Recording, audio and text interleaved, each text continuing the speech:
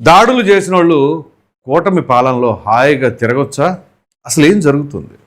వివరాల్లోకి వెళ్ళినట్లయితే ఏదైతే వైసీపీకి సంబంధించిన వాళ్ళు లేకపోతే కూటమికి వ్యతిరేకంగా ఉన్నవారో వాళ్ళ వ్యవహార శైలి చూస్తూ ఉంటే ఏ రకంగా ఉందో ఏంటో, అంటే అధికారం ఉన్నా లేకున్నా మా ధోరణిలో మా వ్యవహార శైలిలో ఎటువంటి మార్పు ఉండదు అని చెప్పేసి అనుకో. సరే, ఓకే, వాళ్ళల్లో అలా ఉందనుకుందాం. మరి ప్రభుత్వం ఏం చేస్తుంది? ఇప్పుడు అదే మనం చర్చించుకోబోతున్నాం. సో ఈ వీడియో ఎక్కడ స్కిప్ చేయకుండా చూడండి. ఇక విషయానికి వచ్చేసరికి దాడులు, దాష్టికాలు, అరాచకాలు ఎవరు చేశారు? ప్రజలకు తెలీదా? అందుకనే ప్రజలు అవన్నీ కూడా గుర్తుంచుకొని 2024లో మరలా వైసీపీ పార్టీని అధికారంలోకి తీసుకురావడానికి ఎట్టి పరిస్థితుల్లో వాళ్ళు మద్దతు తెలపల. గంప గుర్తుగా మాకు వైసీపీ వద్దు అని అన్నారు. బాగుంది. అయితే ఇక్కడ ప్రభుత్వం ఏం చేస్తుంది అనేది కూడా ప్రశ్నిస్తారుగా. ఇప్పుడు సరే, మిగతా విషయాలు పక్కన పెట్టండి, కనీసం లా అండ్ ఆర్డర్. ఇప్పుడు ఎవరో మొన్న అమరావతి వైసీపీ నాయకులు వెళ్ళారు కదా అమరావతికి. వెళ్ళినప్పుడు సరే, వైసీపీకి సంబంధించిన ఎమ్మెల్యే అభ్యర్థులు లేకపోతే నియోజకవర్గ ఇన్ఛార్జీలు లేకపోతే మాజీ మంత్రులు వెళ్ళారు. ఫర్ ఎగ్జాంపుల్ అంబటి రాంబాబు, పేర్ని నాని, దేవినేని అవినాష్, లేలా అప్పిరెడ్డి, వీళ్ళందరూ ఏంటి అంటే ఓ స్థాయి నాయకులు. ఓకే, బాగుంది. మరి కొంతమంది బ్యాచ్, పనికిమాలిన బ్యాచ్ ఉండారు. అసలు ముందు వాళ్ళు ఏం చేశారు అని చెప్పేసి చూసి ఆ తదుపరి మనం ప్రశ్నిద్దాం. ఇక్కడ మనం చూసినట్లయితే మీకు ఒక వీడియో చూపిస్తా. ఆ వీడియోలో అనేక రకాలైన ఇదిగోండి,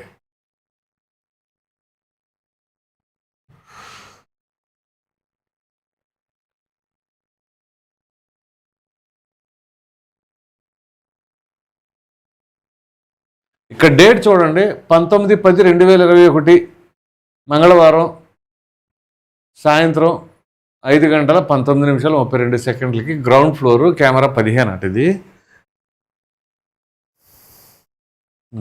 చూడండి, అది ఈ కుర్రాడిని చూశారుగా సార్, గుర్తుపెట్టుకోండి ఆ ఫేస్ని. అతను ఎవరు? అతని పేరేంటి అంటే పానుగంటి చైతన్య అట అతను.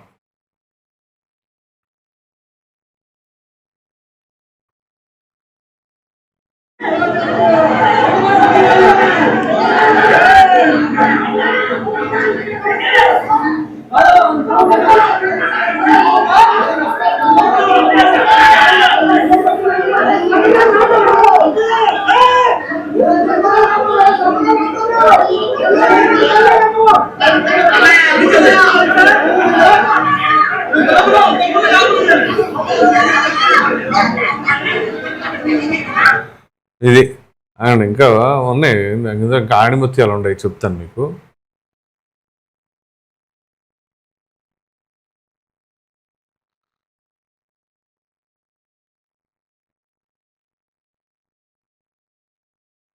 ఇది ఇందాక చూపించిన అతనే కదా, అతనే ఇతను.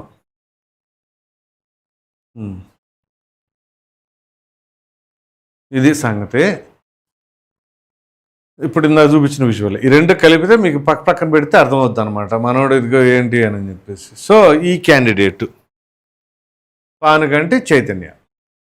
సో ఇప్పుడు విషయం ఏంటి అంటే, ఈ పానుగంటి చైతన్య ఆ రకంగా తెలుగుదేశం పార్టీ కేంద్ర కార్యాలయం పైన దాడి చేశాడు. సరే, అది తెలుగుదేశం పార్టీయా, జనసేన పార్టీయా, ఇంకొక పార్టీ, ఏ రాజకీయ పార్టీ పైన అయినా సరే దాడులకు పాల్పడ్డ వ్యక్తిని ఖచ్చితంగా శిక్షించాల్సిందే. మరి ఆ తెలుగుదేశం పార్టీ కేంద్ర కార్యాలయం పైన ఆ రకంగా విత్ డేటు, టైము, కెమెరా అన్నీ ఉండి చూపించి అంత ఎవిడెన్స్ ఉంటే క్లియర్ కట్గా కూటమి ప్రభుత్వం అధికారంలోకి వచ్చిన తర్వాత ఈ పానుగంటి చైతన్య పైన ఎటువంటి చర్యలు తీసుకున్నారు? కేసులు పెట్టారా? లోపలేశారా? శిక్షించారా? ఏం జరిగింది? మరలా ఇప్పుడు అమరావతి రైతులకు సంబంధించిన అంశంలో ఆ కుర్రోడితో ఏం పని? ఆ కుర్రోడికి అసలు అక్కడ అంటే వీళ్ళలో ఎవరి అనుచరుడు అయ్యి ఉంటారు? ఇప్పుడు ఆ అనుచర వర్గం ఎవరై ఉండొచ్చు? ఆ ప్రక్కనే మనకి దేవినేని అవినాష్ కనిపిస్తూ ఉన్నారు. అఫ్కోర్స్ దేవినేని అవినాష్ నాకు మంచి మిత్రుడేలే, కానీ కానీ అక్కడ దేవినేని అవినాష్ ఉన్నారు.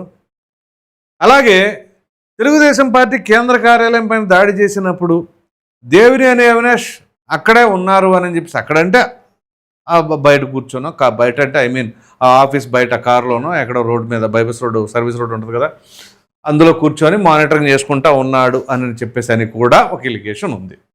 సో అంటే దేవినేని అవినాష్ అనుచరుడా ఈ పానుగంటి చైతన్య? సరే, ఎవరు అనుచరుడైనా సరే చట్టం తన పని తాను చేసుకుపోవాలి, ఈ మాట చెప్పి అసలు ఏమీ పని చేసుకోకుండా పోతుంది అని చెప్పేసి అని కూడా ఆరోపణలు. కూటమి ప్రభుత్వం అంటే మంచి ప్రభుత్వం అంటే ఎట్లా అవుతుంది మంచి ప్రభుత్వం? ఇట్లా దాష్టికాలు దాడులు చేసిన వాళ్ళని కూడా క్షమిస్తే మంచి ప్రభుత్వం అనరు. దయచేసి అది అందరూ గమనించగలరు. సో దుష్టుల్ని శిక్షించాలి, అలాగే మంచి వాళ్ళని రక్షించాలి. ఆ రెండు జరగాలి. మంచి వాళ్ళని రక్షిస్తే అవ్వదు, దుష్టుల్ని శిక్షించాల్సిందే. సో మరి ఇక్కడ ఈ అమరావతి రైతులకు సంబంధించి అక్కడ ఎందుకు దేవినేని అవినాష్ కామన్ ఎలిమెంట్గా అక్కడ కనిపిస్తున్నాడు? రెండు అంటే ఇట్లాంటి అగ్రెసివ్ పర్సన్స్ ఎవరైనా సరే ఉన్నవాళ్ళు కావాలి. ఆల్రెడీ దేవినేని అవినాష్ అక్కడ మనం వాడేసాం కాబట్టి టీడీపీ కార్యాలయం పైన ఎపిసోడ్లో ఇక్కడ అమరావతికి కూడా మరి ఎట్లా ప్రక్కనే ఉంటాడు కదా విజయవాడలోనే, మనోడు వాడేద్దాం అనే ఉద్దేశంలో అనుకుని ఉండవచ్చు. అయితే ఇక్కడ జగన్మోహన్ రెడ్డికి బాగా లాయల్గా, ఎంత లాయల్ అంటే పదే పవన్ కళ్యాణ్ మీద పడి సామాజిక వర్గం కాపులను తాకట్టు పెట్టారని ఇద్దరు ఉంటారు. వాళ్ళు కాపు సామాజిక వర్గం, మరి వాళ్ళు ఏం తాకట్టు పెట్టారో ప్రజలు ప్రశ్నిస్తారు. వీళ్ళిద్దరూ కుడి ఎడమ భుజంలాగా, వాళ్ళు కృష్ణా వాళ్ళు గుంటూరు జిల్లాలో ఉండేసరికి వీళ్ళిద్దరు మాత్రం బ్రహ్మాండంగా వచ్చేస్తారు. అసలు ఏ ఇష్యూ అన్నవని, అది అమరావతి ఇంకోటి అసలు ఏదైనా అనవసరం. అయ్యగారు మీరు ఆదేశాలు ఇవ్వండి, మేము మీ అసలు కింద పాకి దొరికి దేకెత్తాం అనమాట జగన్మోహన్ రెడ్డి గారి కోసం. ఆ రకంగా నిన్న ఈ అమరావతి ఎపిసోడ్లో వాళ్ళు ఎంటర్ అయ్యారు. ఏంటి కారణం ఏంటి అసలు? మొన్న సాయికృష్ణ ఎపిసోడ్లో కాపు సామాజిక వర్గం అని చెప్పేసి మళ్ళీ వీళ్ళిద్దరే వచ్చారు. సో అంటే ఇక్కడ కూడా సామాజిక వర్గాలే. ఆల్రెడీ అమరావతి అనేది వాళ్ళ ఒక ప్లాన్లో ఉంది కదా. సో ఇప్పుడు వీళ్ళిద్దరూ కాపు సామాజిక వర్గం. ఈ కాపు సామాజిక వర్గం వాళ్ళు వెళ్ళారు కాబట్టి, తిరగబడ్డారు కాబట్టి అది కమ్మా కాపు. ఎన్ని అస్త్రాలు వాడుతున్నారంటే వీళ్ళు. నాకు తెలిసి మహాభారతంలో కూడా ఇన్ని కుట్రలు చేసి ఉంటారు బహుశా. అన్ని రకాలైన యాంగిల్స్లో ఏ అవకాశాలుంటే ఆ అవకాశాన్ని ప్రతిదీ వాడేసుకుందామని ట్రై చేస్తున్నారు. దురదృష్టకరం ఏంటి అంటే వాళ్ళకి ఏ ఒక్కటి కూడా వర్కౌట్ అవ్వట్లేదు, అన్ని బెడిసి కొడుతున్నాయి. ఇప్పుడు ఈ అమరావతి ఎపిసోడ్ అలాంటిదే. ఇక్కడ ఈ క్రమంలో వాళ్ళు ఎందుకు వచ్చారు, ఏం చేశారు? మరి మధ్యలో పక్కనే ఉండే ఎల్లంపల్లి శ్రీనివాస్ ఎందుకు రాలా? జోగి రమేష్ ఎందుకు లేడు? అరే చంద్రబాబు నాయుడు ఇంటిపైకి దాడికి వెళ్ళే జోగి రమేష్ నిన్నెందుకు రాలా? మరి అంటే బలహీన సామాజిక వర్గం వాడు అవసరం లేదు, ఇక్కడ కాపు సామాజిక వర్గం మాకు కావాలని జగన్మోహన్ రెడ్డి గారు అన్నారా? ఇప్పుడు అందాకెందుకు రిటైర్డ్ రిటైర్డ్ కూడా కాదు, రేపు 30వ తేదీన రిటైర్ కాబోతుంది శ్రీలక్ష్మి గారు. ఆవిడే సామాజిక వర్గం, కాపు సామాజిక వర్గం. మరి ఎటువంటప్పుడు ఆవిడ కెరీర్ ఎక్కడ నాశనం అయింది? ఆవిడ కెరీర్ ఎలా క్లోజ్ అవుతుంది? పాపం కెరీర్ ఆవిడది మామూలుగా కాదు, సర్వనాశనం చేసేసారు. అయినా చంద్రబాబు నాయుడు గారు ఆవిడ గౌరవప్రదంగా రిటైర్గా కావించబడుతుంది ఆవిడ. అది ఎంత అదృష్టం. చివరికి ఆవిడ రిటైర్మెంట్ టైంకి గౌరవప్రదంగా రిటైర్ అవుతామంటే మీరు గమనించండి. ఇదే ఎల్వి సుబ్రహ్మణ్యాన్ని సీఎస్ చేసింది జగన్మోహన్ రెడ్డి. అదే ఎల్వి సుబ్రహ్మణ్యాన్ని రిటైర్డ్ అయ్యేటప్పుడు ఎక్కడో అనామక పరిస్థితుల్లో పడేసి రిటైర్ అయిపోయేలాగా చేసింది ఆయనే. ఇక్కడ అలా కాదు. ఇక్కడ ఆవిడ కెరీర్ స్పాయిల్ అవడానికి కారణం ఎవరో తెలియదేం కాదు, అందరికీ తెలుసు. ఇప్పుడు ఆవిడ కెరీర్ గౌరవప్రదంగా ముగించబడాలి అని చెప్పి చంద్రబాబు నాయుడు గారు ఇచ్చేస్తున్నారు. సో ఆ వ్యత్యాసాలు నేను చెప్తుంది. ఇక్కడ ఈ అమరావతికి సంబంధించి అసలు ఏం చెబుదామని వెళ్ళారు వీళ్ళు? అమరావతే కాదు మాది, అసలు అమరావతికి మేము వ్యతిరేకమని డైరెక్ట్గానే వీళ్ళు ఎందుకు వెళ్ళినట్టు? అది వీళ్ళ మనసులో ఆలోచనలు అన్నీ ఏంటి అంటే ఏదో ఒక విద్వేషాలు క్రియేట్ చేయాలి, ఏదో ఒక ఇష్యూ తెరపైకి తీసుకురావాలి. ఏదైనా తీసుకొద్దామంటే అది అటర్ ఫ్లాప్ అయిపోతుంది, మళ్ళీ లైమ్ లైట్లో ఉండట్లేదు కాబట్టి ఇంకో కొత్త ఎపిసోడ్ తేవాలి. ఇవన్నీ ఎందుకు? ఈ పంచాయతీలన్నీ ఎందుకు అసలు? లిక్కర్ కుంభకోణం ఓ ప్రక్కన ఈడీ దూకుడు పెంచి ఒకరి తర్వాత ఒకరు అరెస్ట్ అవుతూ ఉన్నారు, ఎవిడెన్స్లు కలెక్ట్ చేస్తూ ఉన్నారు. సో ఇప్పుడు ఏం చేయాలో తెలియట్లా. ఏదో ఒకటి చేయాలా, ఈ రకంగా సృష్టించాలి. ఇదే న్యూస్లో ఉండాలి, అంతకుమించి వేరే అంశమే లేదు. దీంతో పాటుగా ఈ డెవలప్మెంట్స్కి సంబంధించిన ఎపిసోడ్, ఇన్వెస్టర్స్ వీళ్ళందరూ వస్తున్నారు, అట్లా రాకూడదు. కాబట్టి మనం ఏదో ఒకటి చేస్తూ ఉండాలి అనేక రకాలుగా. లేకపోతే రైతులేంటి, జగన్మోహన్ రెడ్డి గారి దగ్గరికి ఎందుకు వెళ్తారంటే రైతులు ఏం చేశాడని? గత 5 ఏళ్లలో ఏం చేశారు రైతుల్ని? ఏ రైతునైనా పరామర్శించారా? ఏ రైతునైనా దగ్గరికి తీసుకున్నారా? ఏ రైతు అయినా సరే నిరసన కార్యక్రమాలు చేస్తూ ఉన్నప్పుడు ఒక్క వైసీపీ నాయకుడు అన్నా వెళ్ళారా అమరావతి రైతుల దగ్గరికి? ఏకైక వ్యక్తి వెళ్ళిన వ్యక్తి నరసరావుపేట ఎంపీగా ఉన్న లావు కృష్ణదేవరాయలు, అప్పుడు వైసీపీ ఎంపీగా ఉన్న ఆయన వెళ్ళారు అమరావతి రైతుల దగ్గరికి. Apart from that person no one has gone. ఇప్పటివరకు, ఇప్పుడు కాదులే, సారీ, ఐ మీన్ ఆ దీక్ష అయిపోయేంత వరకు, కూటమి ప్రభుత్వం వచ్చేంత వరకు ఎవ్వరల్లా. మరి జగన్మోహన్ రెడ్డి గారు ఏదో రైతుల పట్ల ప్రేమ అది ఇది అని చెప్పేసి అంటే, సాధారణంగా ఎవరు ఆయన దగ్గరికి వెళ్తారు?